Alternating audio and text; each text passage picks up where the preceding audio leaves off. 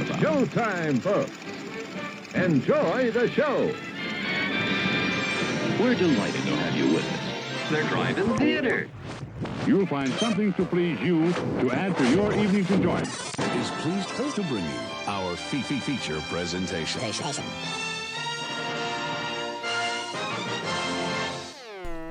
Oh, whoa! What's up, guys? You know what time it is? It's Monday.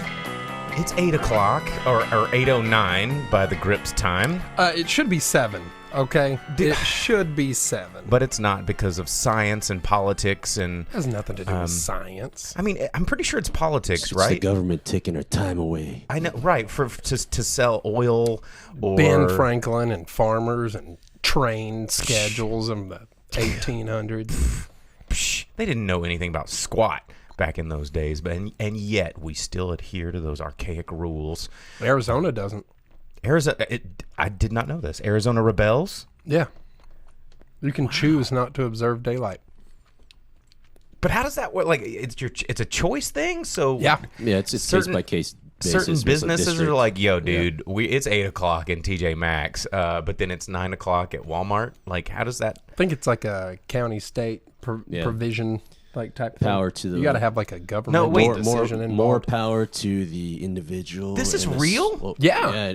Arizona is mad. I want to go, like, in the day. Do they like riot in the street? Like, does it help with you traffic? say that like the entire rest of the world observes it, and they don't. No, I know, they don't but care.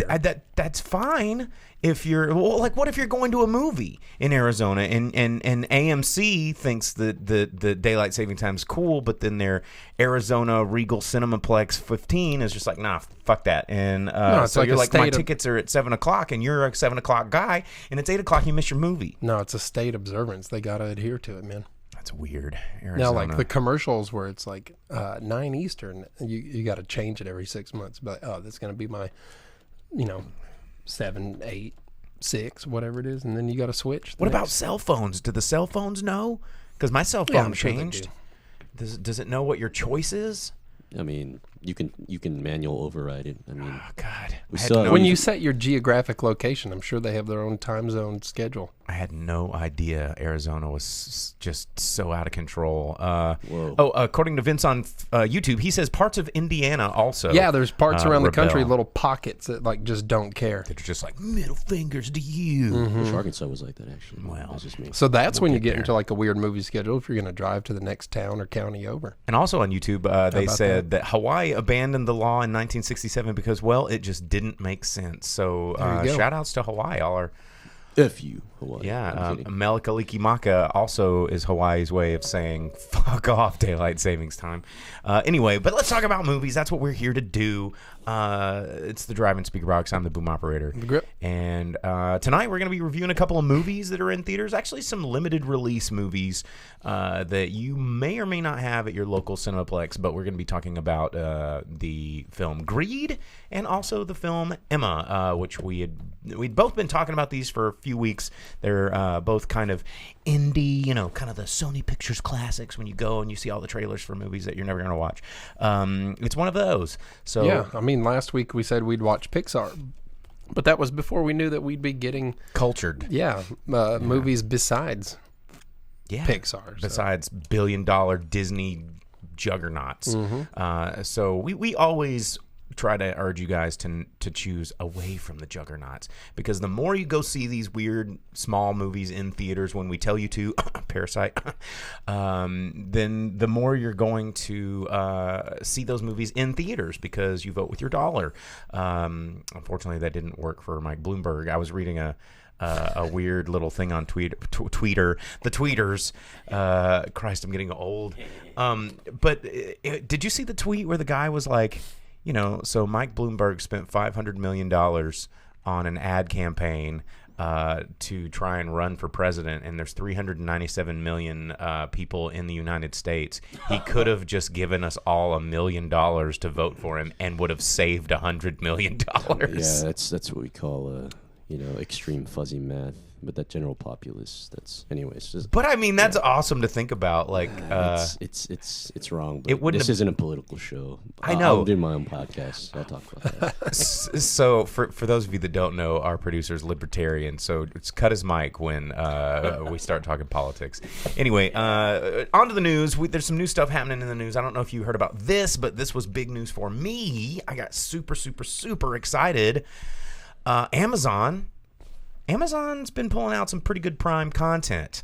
I don't know if you've noticed some of the really good shows that they've been doing. One show that I just churned through that I was really happy to see that Amazon helped fund was the return of Alton Brown's Good Eats. And yet they took the tick away from us.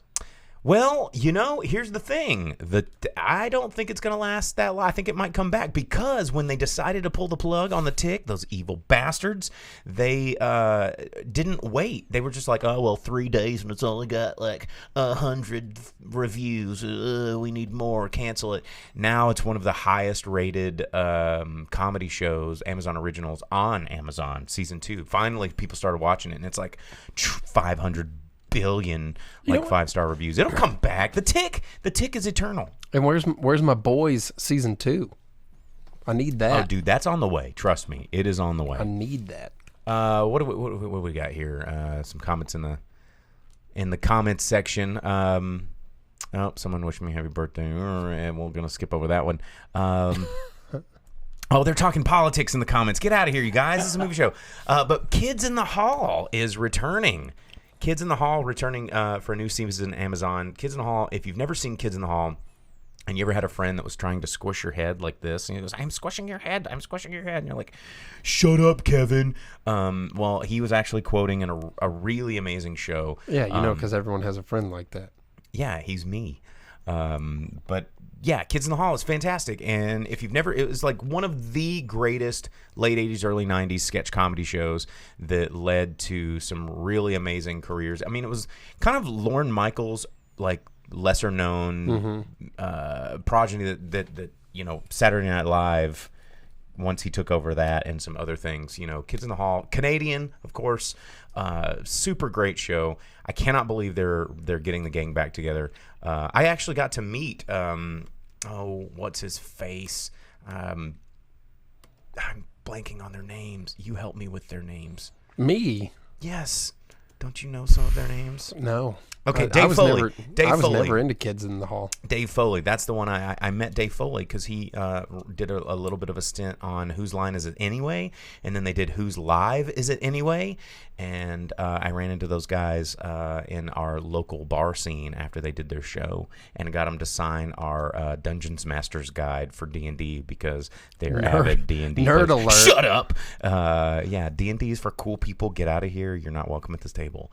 But yeah, Bruce McDonald, Bruce McCullough, Mark McKinney, Scott Thompson, the Kids in the Hall, Scott Thompson. Scott Thompson was on episode of Voyager that I watched the other day. He was like this religious monk alien, and then when cut loose on the Voyager, he was like, yo, show me them holodecks. I want to have sexy times with all these aliens I can think of. I feel like most of the cast of Kids in the Hall is like, oh, that dude that was in that episode of that thing. Or like, oh, the guy that was in Sky High. Or with the giant forehead. The dude from Superstore. Yeah. He's the manager. Yes, I know. Yeah. And they're all amazing. Sure. Anyway, Kids in the Hall, if you've never seen Kids in the Hall, check it out. One of my favorite sketches is with Scott Thompson, who is like, he was Queer Eye for the Straight Guy before they even thought of that show. Like, this dude is the best. And there was a sketch where he's like, he would either totally full-on drag in the episode, or he'd be the overly macho straight dad. And there's a skit where he's trying to fix the car for Kevin McDonald, forehead guy. He's the wife. And I've never laughed so hard at a sketch in my life when I was a kid because, it's every dumbass straight white guy dad. And they go and this car won't start. And he's like, well, let me pop the hood. And he pops the hood and he looks in there and he tells his wife, try it now. And nothing. He goes, And he like taps on the battery and he goes, try it now, and still nothing. And then he changes the wiper fluid, and he's like, try it now. And then he does everything. Like, he washes the car, he changes the tire, he repaints it by the end of it, and he's like, try it now, like every time, and still doesn't start. It's hilarious. And talking about it, I hate telling stories about comedy because it's never as funny. But I just did it. Just fucking watch Kids in the Hall. It's such a good show, and it's coming back. I can't believe that it's coming back. That's good news. That's good news for everybody. Are you excited now? Sure. Oh, you're not excited. Don't lie to me. Because if there's one thing that's still popular and lots of fun to watch, sketch comedy variety shows. Right.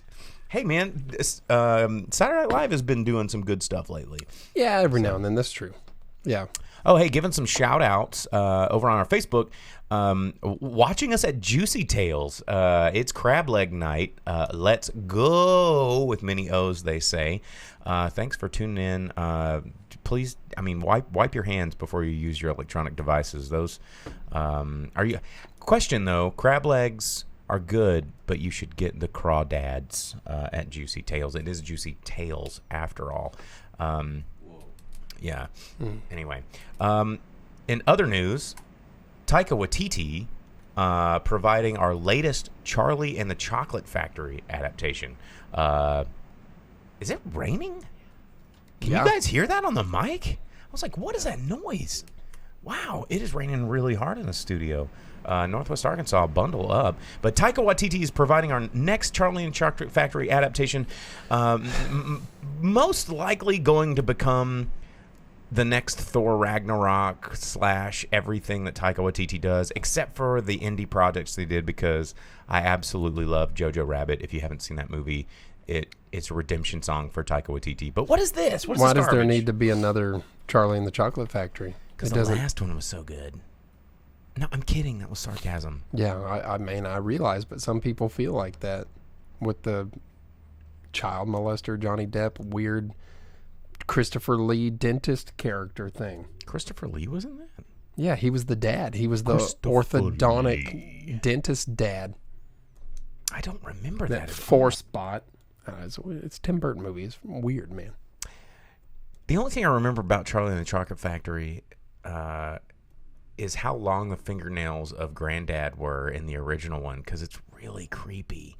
He's just like, I'm sick for 100 years and can't get out of bed, and can't provide for my family. Oh shit, you got a golden ticket? And he leaps out, and he has like cocaine fingernails, like real bad. You know where he's getting his strength from. Google it. It's fucking weird, dude. But yeah, I don't know. Like in other Taika Waititi news, Taika Waititi, I feel like, is becoming the new Steven Soderbergh of our generation, where he makes like a really cool indie film and no one watches it and no one cares, and then he'll make like a big budget, like blockbuster garbage that kind of sucks but makes a lot of money, and then he'll get all that money and then make another weird indie movie. I feel like that's what Taika Waititi's move is, because Jojo Rabbit was amazing.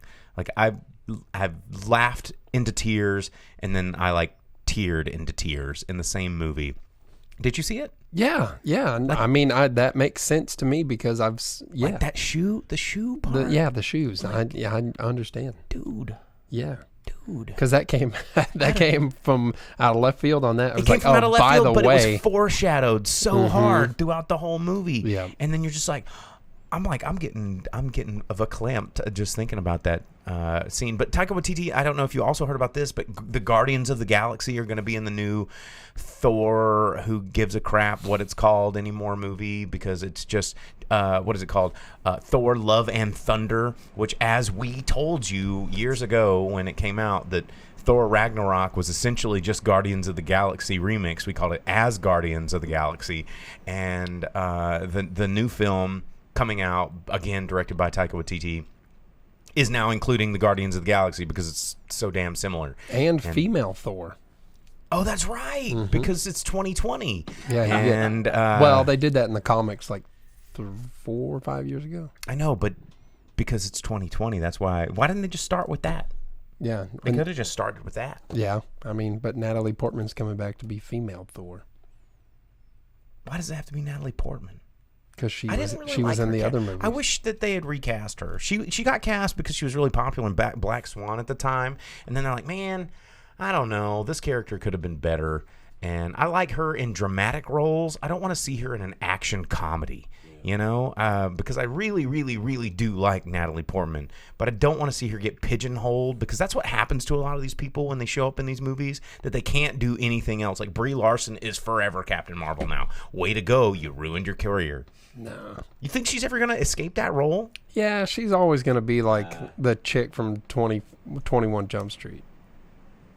Like the movie? Yeah, bro. She was the girl in that movie. You remember that movie? Yeah, it's a good movie. You must really like Channing Tatum. Yeah. He can dance, man. Yeah. I mean... Also, it has Rob Riggle. Okay, all right. I remember. It does have both of those things. But anyway, Taika Waititi returning. They're going to do a crossover movie, and it's gonna be whatever it is, because Disney and Disney Plus. Speaking of Disney Plus, in other Disney Plus related news, man, I've been trying to watch Brink. No, I don't watch Disney Plus. I've been trying to watch the Altered Carbon Season 2, which stars Anthony Mackie, a.k.a. the character in Marvel that no one really cares about. Falcon. Yeah, that one. The hey, I don't have magic powers, but I've got this wingsuit, right? Well, I've got magic powers and can fly and shoot lasers. Oh, I'm a multi-billionaire and have an iron suit and can fly and shoot lasers and could probably enhance your suit to do more than just fly. But you know what? Not going to do that. Anyway, the Falcon's stupid, and they realize that no one can carry that movie. But in the comics, he can talk to birds. How about that? Yeah, I'm just saying they give him cool a power. Aquaman. Yeah, so he has his Falcon and he sends it, and it will report back to him on things that it sees. That what was is he, it. the Beastmaster? No, just one Falcon. That's like the one he can talk to. He's not Beastmaster. He's not super cool. He doesn't can't have talk to ferrets also. ferrets and black tigers and lions and whatever else Beastmaster talks to. Did you remember that? What was it on USA Cartoon Express? And there was a show with a superhero that had a falcon, and it was like Space Ghost. It was like one of those cartoon heroes that no one watched, and then eventually they did put him in another show and made fun of him, and then became famous. Do you remember that? I don't know. You didn't watch enough cartoons. Anyway, yeah, I just the Falcon. Anyway, Anthony Mackie. What I'm getting at is Disney Plus is trying to reboot everything that they couldn't get off the ground with a movie. And they go, you know what? Let's make it a show on Disney Plus. We'll put Hawkeye and Falcon, the two guys with no superpowers, together, and we'll make it a show on Disney Plus because we need content, right? Well, they're doing that with Tron. Everybody's been wanting a Tron sequel ever since the Tron sequel. The best part of the Tron sequel. Did you watch it? I did. What part of that is like, oh, I need a sequel to that? Daft Punk soundtrack. That is what everybody said. No one wants a sequel to South Park. Or what did I say? South Park. I've been working on a South Park pinball machine. My brain's fried. No one wants a sequel to Tron. They just want another Daft Punk album. That's all they really want. Well, there's no reason to bring Tron into that. Well, Disney Plus. Because Disney Plus doesn't own Daft Punk, but they do own Tron. And if they can get Tron back on there, like, well, Thomas Bangalter, you're going to have to do it. Here's a budget for it. And then they'll own the rights to it, and then they'll sell a whole bunch of albums, and no one gives a shit about the actual show. But it's been 10 years since Tron Legacy happened. And some people want a Tron 3. But no, nobody wants that. Tron was a nobody in the second movie. Why was it even called Tron? You know, they murked my boy Jeff Bridges after doing him. Yeah, after doing like real bad CGI version, and then you just have Olivia Wilde being just the most boring person ever, and then old dude what happened to him? I don't even know what his name is anymore because he did that Peter Pan movie with friggin' Wolverine, and now no one cares anymore. No, because he did a Peter Pan movie. That's like a death nail. Unless it's Hook, then you're screwed. Yeah, Hook's the coolest. It's the best Peter Christmas movie ever. Yeah, and Peter Pan movie. But it's being written by John Ridley, who did 12 Years a Slave. So I don't know. We'll see. Could it be better than The Mandalorian? Doesn't take much. So yeah, check that one out. Okay. So on a somber note, we're going to have to shift gears a little bit. Oh, so YouTube, Carl Brown is like truth. Thanks for all caps because we agree. Oh my gosh, I've been ignoring the comments. I'm so sorry, guys. No, McLean, it was not Harvey Birdman, Attorney at Law. That was later on Adult Swim. Anyway, no, Johnny Dalton says we need to watch Picard right now. I've been watching Picard, and I'm going to save our review until after I've finished it. I'm on the episode. I haven't watched the episode where Riker comes back, but we will hold that. And I turned my phone back on vibrate. I need to find free access to CBS All Access to watch them in like one sitting. Pirate that? No, are I'm not you going to do that. condoning No. stealing? No, I'm talking like a friend's house, man. What? No. Okay. Just checking. Just making sure, because here at the Drive-In Speakerbox, we do not condone or encourage pirating of any sort of media of any kind. So pay for your content. It's how people like me get work. Anyway, on a somber note, we have lost a great thespian at age 90, which, I mean, I guess is about his time. But Max von Sydow passed away just, what was it, yesterday? Yeah, it was like this morning. And Max von Sydow, one of those guys that, you know, a lot of newer, you know, millennials, let's call them, never going to know. Never going to know. But he's Ming the Merciless. He's the king that sends Conan on his quest. He's the Three-Eyed Raven. People will know that one. He's Brewmaster Smith. He is, what's another really big one? He was in The Exorcist. He was in The Seventh Seal. Yeah, he played chess against death. He did, and won. Not as good as Bill and Ted. No, but pretty they close. played Battleship and Twister against death, so that's a whole different thing. But Max von Sydow, this dude is like he was in one of the Star Wars, what was it, Force Awakens? And yeah, he was in number 7 for 2 seconds. Thumb drive, and then he got like shot with lasers. Yeah, but you know what though? He was also the judge that they cloned to make Judge Dredd. I know. And then he took the long walk to bring law to the lawless. Into the wastelands with a shotgun and the Book of Law. Yeah. Max von Sydow is the ultimate old dude badass. And King Osric, one of my favorite, that's when I truly fell in love with Max von Sydow, because Conan the Barbarian is one of my top 5 movies of all time. It's one of those movies where you're like, oh, Conan, oh, you're so stupid. And it's like, no, watch the original one. Most people get confused with Conan the Destroyer, which is, there's only 2 movies. How do you confuse them? Because that one came out later, and people see that one, they're like, is that the one with Wilt Chamberlain and blah, blah? And it's like, no, it's not that one.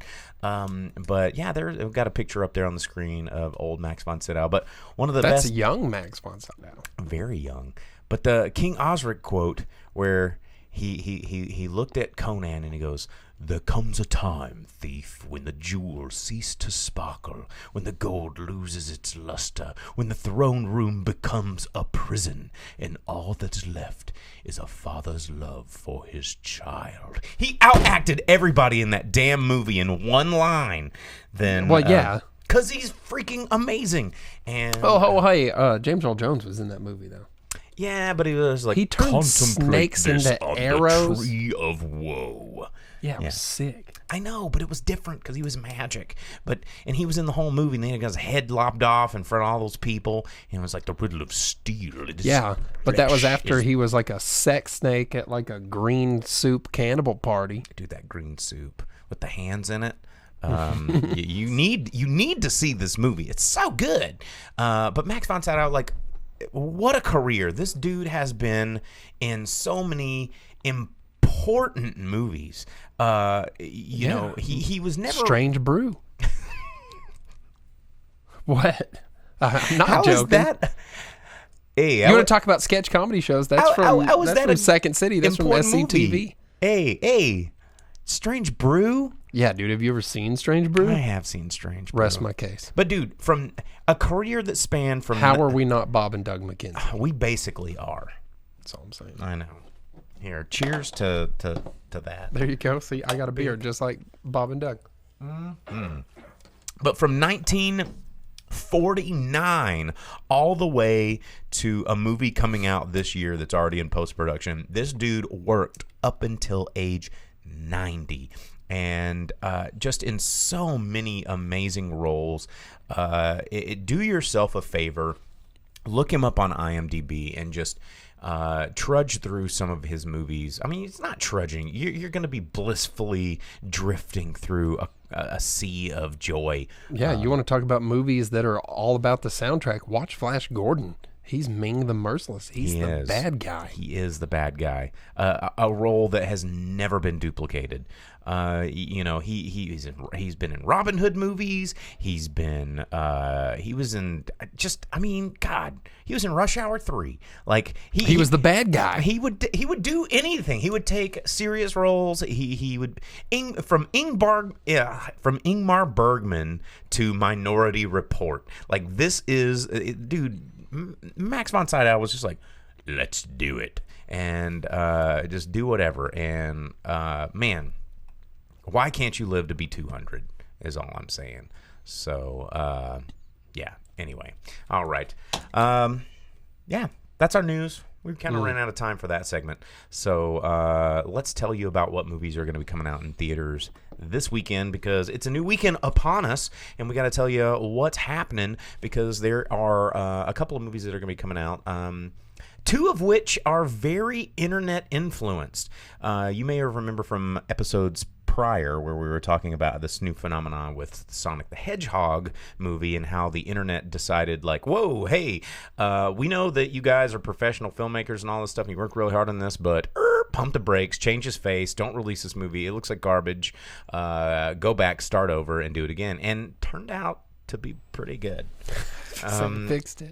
They listened, and I didn't expect it, and I didn't expect to enjoy Sonic the Hedgehog so much, but I did. These next two movies have both been influenced by the internet really, really heavily. And the first one is from the director Dave Wilson, and it's the Bloodshot movie. You're a little bit more familiar with Bloodshot, so... I never read those comics.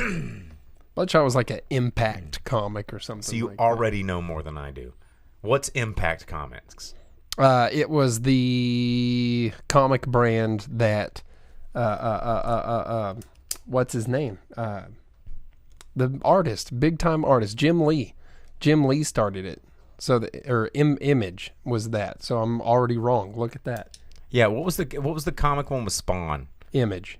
And I thought that was the Todd McFarlane that made all the toys. No, but Todd McFarlane did Spawn.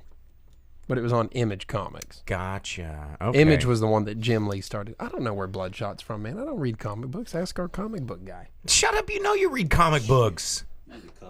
You're the comic book guy. I haven't read a comic in 12 years. In issue 75 of Batman arc Unreal. number 4. Like, come on with that. Unreal. Anyway, Bloodshot. Superhero movie, comic books, Vin Diesel. Yeah, Vin Diesel. So the thing that happened here is Isn't Guy Pearce in that movie? Yeah, I think he's in there the somewhere. bad guy. He's just like, let me mess with your brain and kill people because I said so. And then he's like, oh, I figured out your plot. Now I'm a good guy. Bang, bang, bang, bang, bang. The end. But anyway, the internet got a hold of this trailer a long time ago and was like, hey, he doesn't really look like Bloodshot. His eyes need to be a little bit more different and his blah, blah, blah. And they went back and they made those edits. Yeah. So far in the trailers they did, yeah.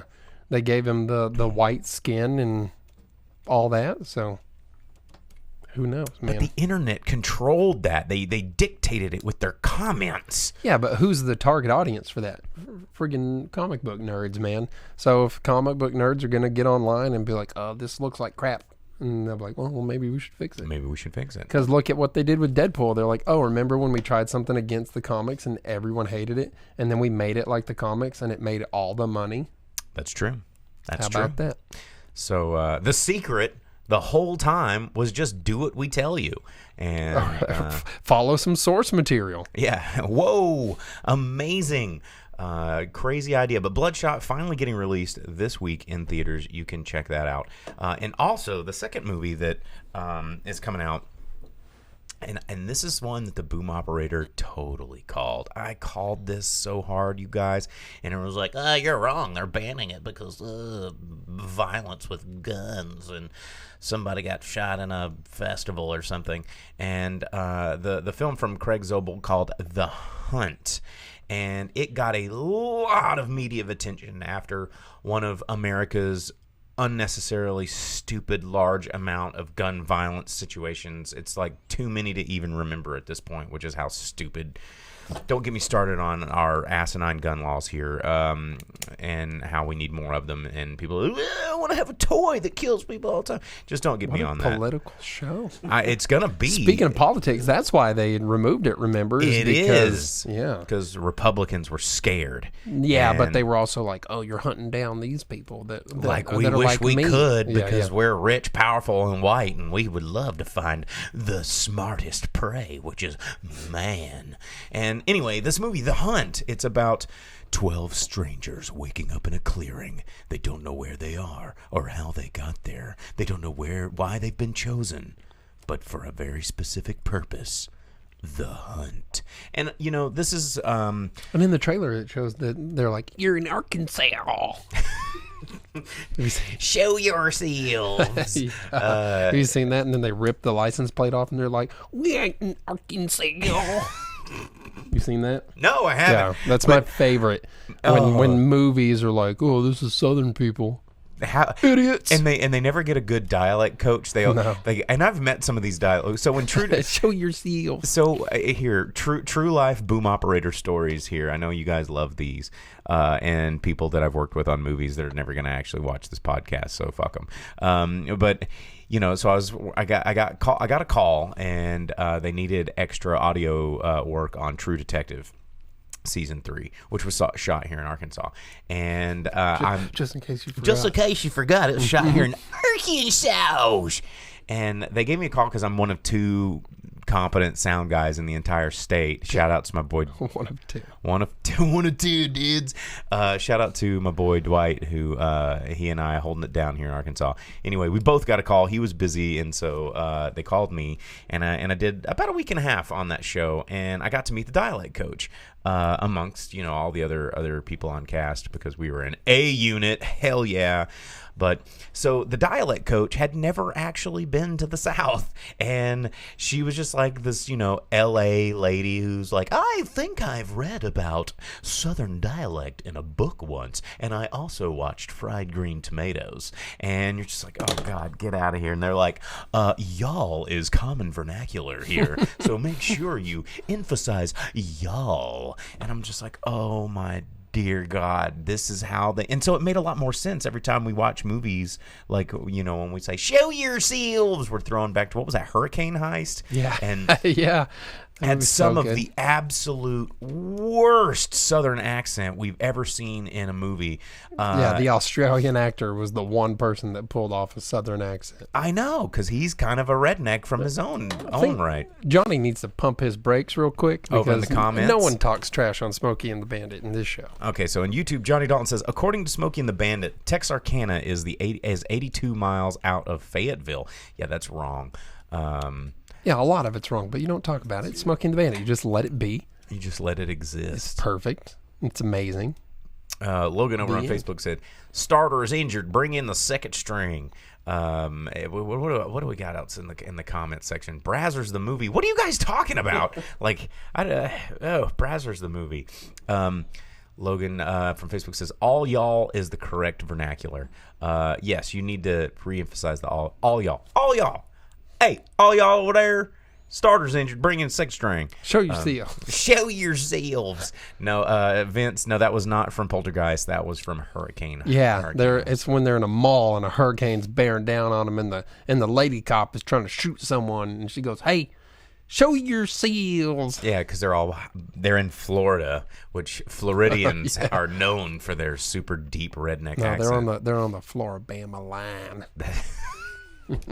Hey, I grew up down there. I know how they talk. We talk like this around there. And maybe that's why. It's because people will make jokes like that about things, and people are like, oh, it must be really how it is. Yeah, that's how it is down in that crazy South. But anyway, The Hunt, this movie, it came out. The most talked about movie that nobody's even seen yet. And so here's the thing. That's their tagline. Is I literally said, I wish that we had done enough research so I could have pulled up a video clip of myself saying this, where I was like, hey, you know what's going to happen? They're going to pull this from theaters, and they're going to wait till the dust settles, and then they're going to use all this internet hype as the movie that the law wouldn't let you see. You can't even believe how controversial this shit was. Buy a ticket, you'll pay for the whole seat, but you'll only need the marriage, and like That's like some Kentucky Fried Movie stuff right there. I know. Well, okay, here's a really good primo example. I'm gonna reach back into our. If you're tuning into the live stream, which you can do on Facebook.com or YouTube.com/TheDrive-In-Speakerbox, you can see what I'm holding up.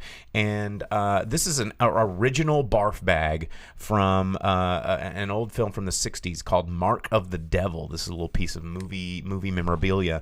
And on the bag it says, "This vomit bag and the price of one admission will enable you to see the first rated V for violence film. Positively the most horrifying film ever made.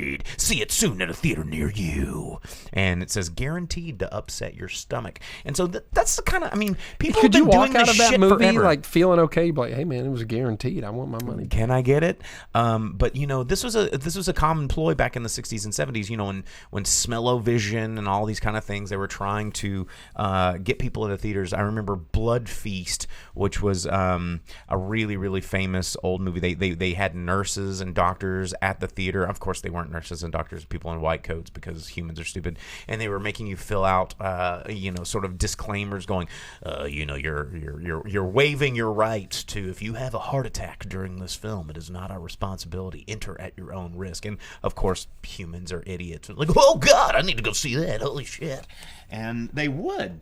And you know, this is what The Hunt is doing. They're going back to the 1950s, 60s.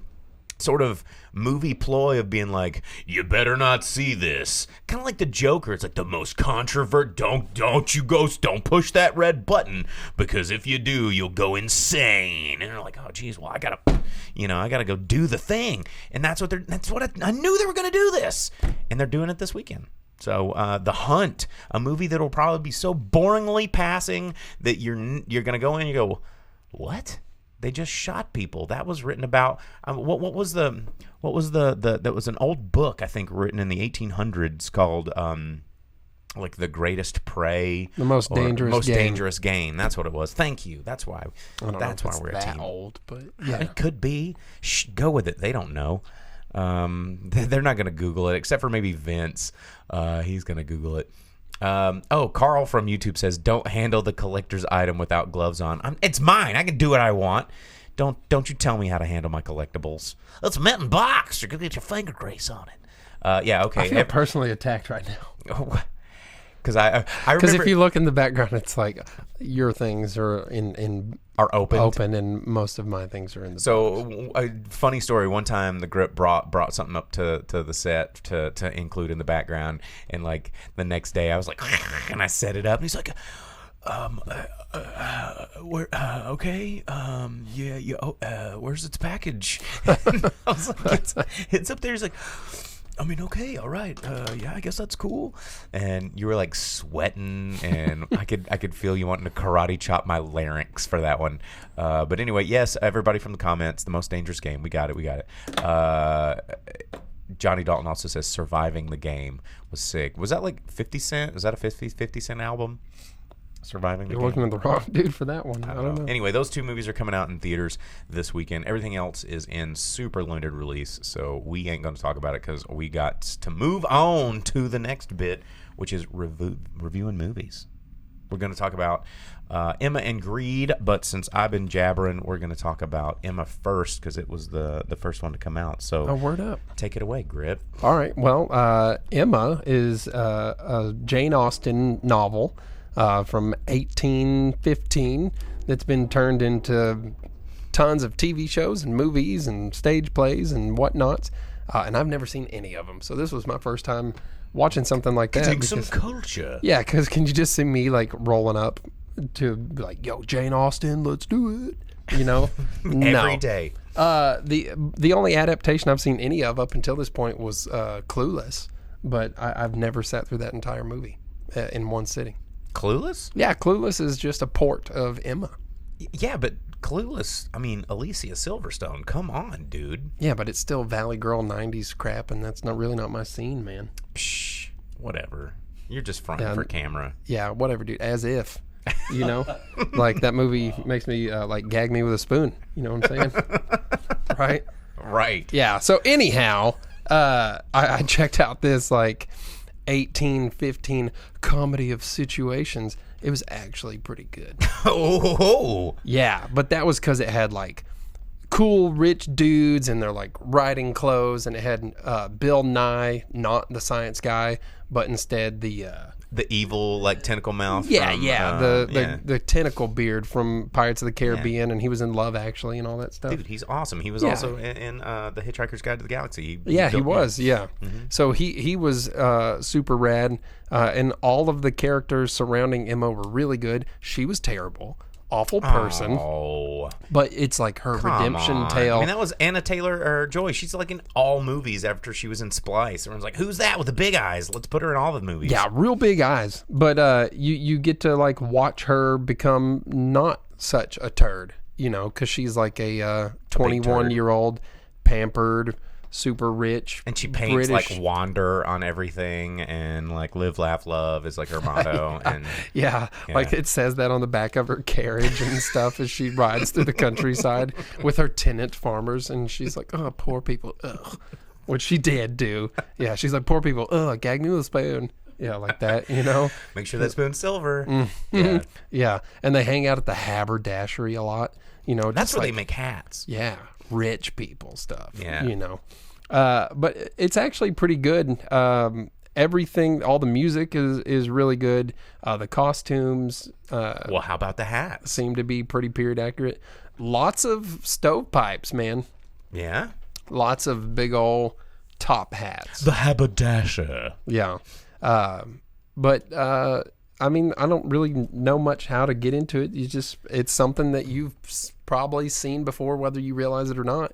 But everything was period accurate. It was entertaining. All the characters got to have their quirks and story arcs. No one really seemed to be left out in it. So even though you had a rich grouping of different peoples, everyone got their little time to shine and fun characters, and it was fun. Well, and this was like the first feature-length film from director Autumn DeWilde. He's usually only known for music videos and video shorts. So it was I was curious to see how he would do. And I mean, anything that's got a period piece is probably going to get an Oscar nod by the end of the year, because they're like, "Ooh, Victorian suits, haberdashers." Oh. This is way pre-Victorian, bro. But anything that has like big dresses and girls and hats and lace, they're just like, "Oh, nominate for an Oscar." And so as a first time director for feature length, everything it was shot really well.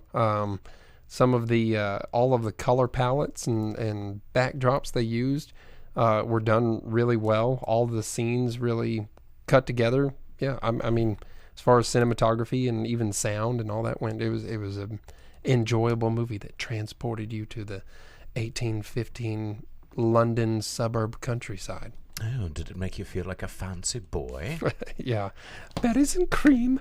Berries and cream. Biscuits and tea. Berries and cream. Pardon me. Did you say Grey Poupon? Berries and cream? Yeah. Yeah, it was a very Grey Poupon commercial, berries and cream Skittles boy like type thing. But that's kind of what made it fun, I guess, Well, it was pretty tongue-in-cheek considering the source material, from what I've gathered. I haven't seen it yet, but it looked like it was kind of taking, pretty antiquated source material, costumes, and set design, but then, like, making it a cheeky for today's audience. And yeah, but I feel like that's probably how the actual book is. I mean, cheeky. I've never sat around and read Jane Austen. Well, maybe you should start. Apparently, it's up your alley. More of like a Louis L'Amour type person. Oh, okay, all right. I was more of a Marquis de Sade kind of dude, if we're talking about from that period. What do you mean? What does that look for? Which means you probably read some Marquis de Sade. No, but I know who that is. Dude, he's awesome. If you're looking for some old French, like, table-turning revolutionary writing, Marquis de Sade. Actually, there's a really cool 80s movie that you may be able to find on YouTube now because the internet's insane like that, but I used to have a VHS copy of it. It's called Marquis, and he had like a giant Muppet talking penis that would come out, and the whole movie's Muppets, by the way. It's insane. But yeah, check it out. It's called Marquis. There you go. Any other words on Emma? No, I mean, It's like a rom-com, but real antiquated. So McLean on YouTube says that yes, Marquis is on YouTube. And Vince keeps wanting us to do that Downton Abbey spinoff podcast. Yeah, Vince, we will do that one day where the grip just sits and watches Downton Abbey and then reviews the episode. We will do one day, I promise. Let's see. All right. Next movie we're going to be talking about, again, another movie chock full of British people and their accents, is the new film from director Michael Winterbottom. And their accents. And their accents. Except for this one calls people like twatty cunts a whole lot more because it's set in the modern times, and that's how they talk over there. But also about super rich British buttholes. Or coons. Super rich British coons. Which is what they do. So Michael Winterbottom, I've been really excited about this film, Greed, because it has two things that I really, really enjoy. Number one, directed by Michael Winterbottom. Number two, starring Steve Coogan. You've heard me say this a lot. And it had Isla Fisher in it. It did. The thing about Michael Winterbottom, before I get into this review, is he is not for everyone. Some of my favorite early movies of his, like 24-Hour Parley People and Tristram Shandy, A Cock and Bull Story, and of course he did The Trip and A Trip to Italy. The thing about Michael Winterbottom is he likes things to play out with a very realistic feel. So lots of characters will come and go that have little or no like backstory or explanation, and you think you're about to get really invested in a character, and then they just disappear from the movie completely. And you're like, why is this person so important all of a sudden? And then why do they disappear? Where do they go? And for him, he's very dialogue driven, and he tries to emulate real life as much as possible. So, say you're at lunch with a friend, and then a person that you don't know comes over and interacts with your friend, and they have a whole thing, and then they disappear, and you don't know that person's backstory, and it's just, it kind of reflects life. And sometimes it can go down a weird rabbit hole, and you're like, why am I watching this? What purpose does this serve to the overall end result of the narrative? And the answer is it doesn't. It doesn't mean anything, and that's how life goes. That's one of the reasons I love Tristram Shandy. Tristram Shandy is a story based off of another 1800s book about just the chaos of life. And it is widely known as kind of the most unadaptable film of all time, or novel of all time, but they make a movie about trying to make a movie about this book, and it doesn't work, but the story is about the chaos of life, and so it is actually a very good representation of what the story is trying to say. Anyway, Greed is one of these weird films that I'm going to go ahead and say not Michael Winterbottom's finest. Of all of his body of work, I wouldn't start with this one. Without Steve Coogan, this movie would definitely kind of fall probably a little flatter than most offerings in the theater.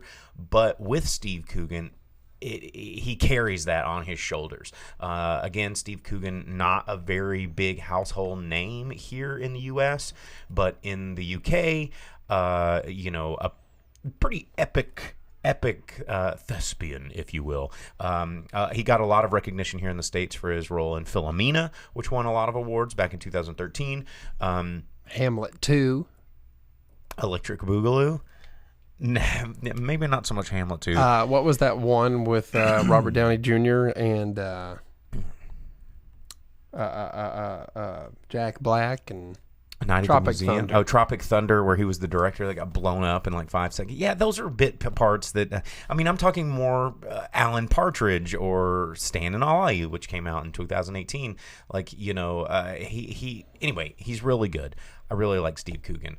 But this film follows the life and times of a real guy, Sir Richard Macready, who was a big-time clothing mogul in the UK, and kind of his rise and fall. Of course, because this is it's not a biopic, it's more of an entertainment film that really, at the end of it, it's a political stance. It's kind of trying to take a stance on unfair wages, unfair work practices in the clothing industry, and how women are treated in the workplace, and all this kind of stuff. And the problem is they don't start early enough with that message. And I kind of feel like I could see what Winterbottom was trying to do with this character that you kind of start to sympathize with, even though he's a bloody wanker, and you hate him at first, and then you kind of start to like him, but then by the end of it, you're like, oh, oops, now I feel like a jerk for liking this guy because, he's responsible for sweatshops and, all this other awful thing, people dying and him not caring because he's just trying to save $1 on a pair of jeans so he can resell it. And then you're kind of left at this end part that's very much like, what's his name?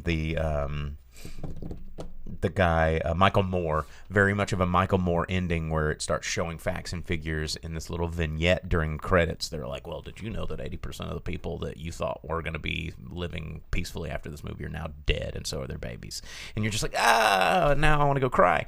And that's kind of how this movie ended. And so the first half didn't allude to any of this hard truth that was going to be dropped on you at the bottom. It's the story about this dude trying to have a 60th birthday party for himself and being a huge mega rich asshole that's all into tax avoidance and all of the stuff that rich people do, and you're just watching this weird thing, and then he gets, well, I don't want to spoil it, but it doesn't end well, and all the while you're kind of getting little tastes of all of these people in his life that he's affected and kind of enhanced their life, but also screwed it over majorly at the same time.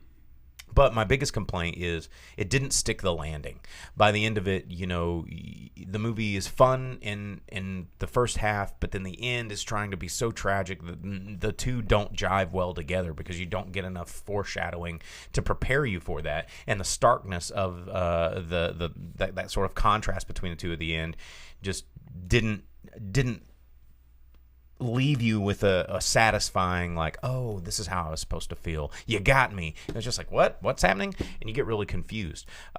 So with that said, I mean, I enjoyed it for a Michael Winterbottom film, but overall, I don't think a lot of people are going to really enjoy this movie. And so on the YouTube, they said, comments said, so it's like Christmas Carol if Scrooge learned nothing. Yeah. Kind of, if he only met the ghost of Christmas future and then, learned nothing. Isla Fisher, she came in, she was fun, but she was just, everybody was a tertiary character to Steve Coogan, and this was definitely a pilot for Steve Coogan to be Steve Coogan, which is fun if you like Steve Coogan. Other than that, I think a lot of the story starts to take a backseat. How many times can you say that? Coogan.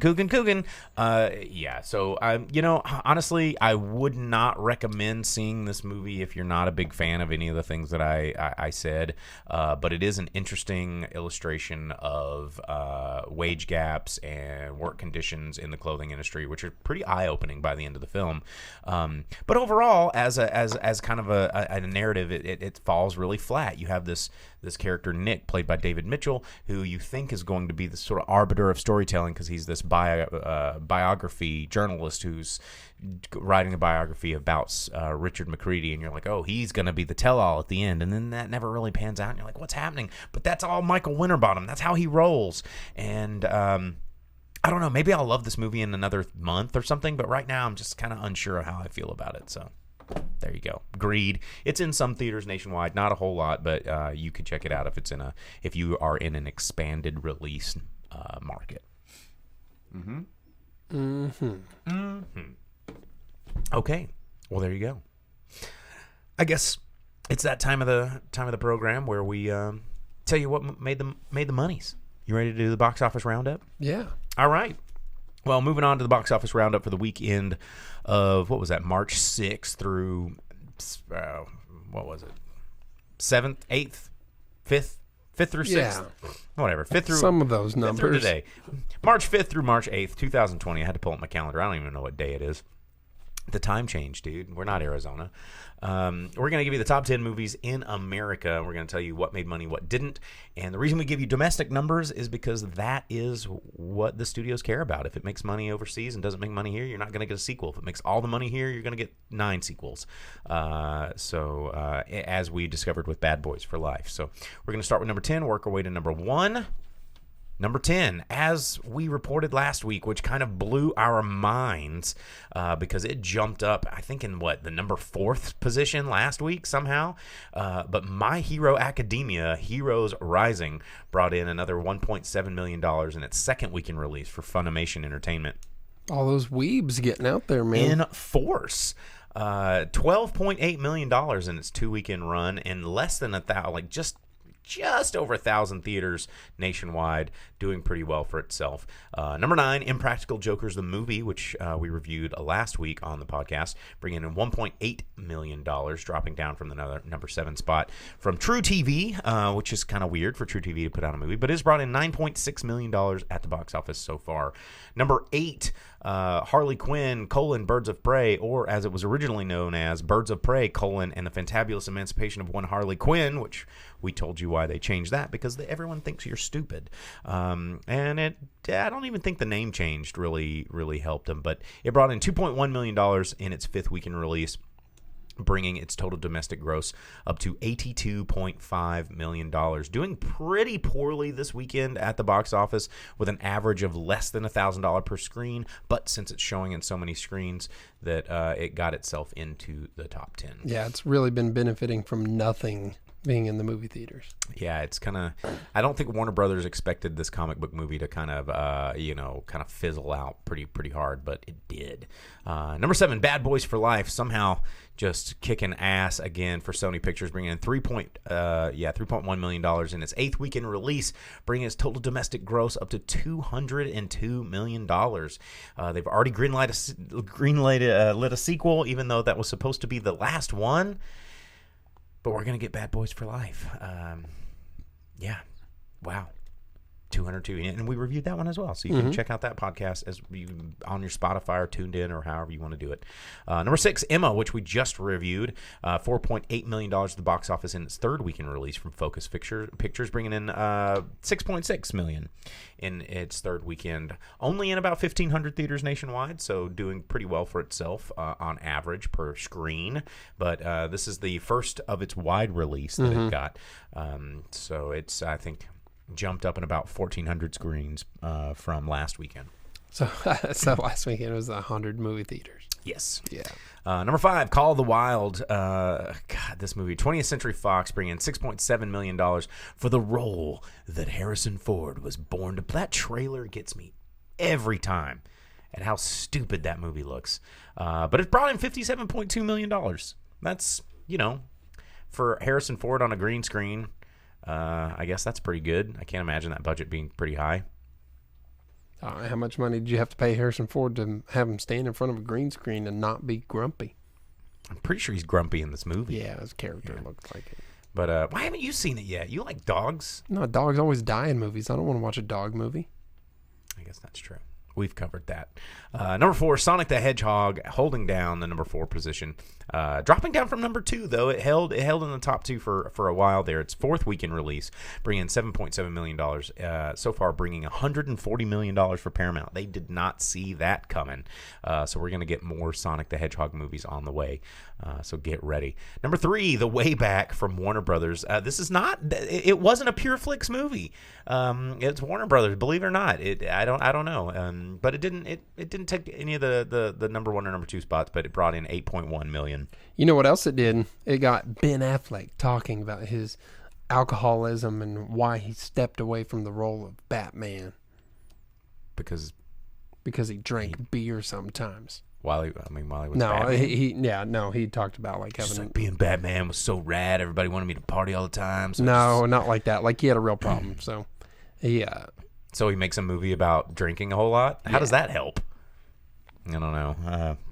Sounds like marketing schemes to me. I don't know. But The Way Back, there it is from Warner Brothers, Ben Affleck. You can see him do that. Or you can go watch the old Mallrats movie and see him as the guy in the suit store. That likes to have sex with women in a very uncomfortable place? That's right. Like the back of a Volkswagen? Like the back of a Volkswagen.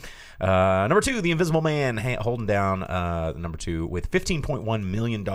Now, Universal Pictures bringing in $52.6 million so far. And they're like, oh, well, finally, we're getting a little bit of money for this dark universe thing that we canceled about 3 years ago. Let's make a Universal, let's bring it back and do Universal Studios Halloween Horror Nights, the movie, because everybody likes our haunted house that we do at Orlando, so let's make it a movie just like Disney makes a movie out of Jungle Ride and Pirates of the Caribbean. That makes a movie, right, Jumanji? And so they're gonna do this now with all things Universal, which I think is reckless and irresponsible.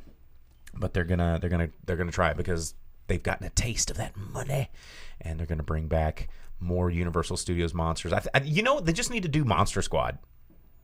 Because, but Monster Squad's already been done. Yeah, but Monster Squad didn't own the rights, so that's why they couldn't call him Dracula. They couldn't call him Frankenstein. Yeah, but Werewolf has nards, man. Werewolf does have nards. Dude, Monster Squad is such a good movie. Number 1, Onward. Duh.